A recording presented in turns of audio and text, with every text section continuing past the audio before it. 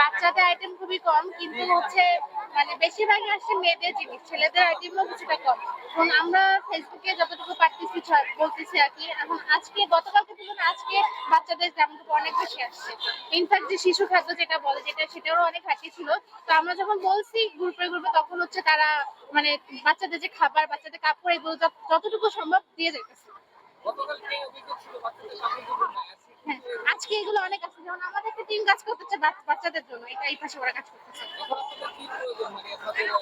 এখনো বাচ্চাদেরটাই বলছিলাম, বাচ্চাদেরটা খুবই কম, বেবি ফুড বেশি দরকার। তারপর হচ্ছে আরো দরকার যে কি বলে, আরে হ্যাঁ, ওই যে চাদর, বেডশিট, এগুলো দরকার।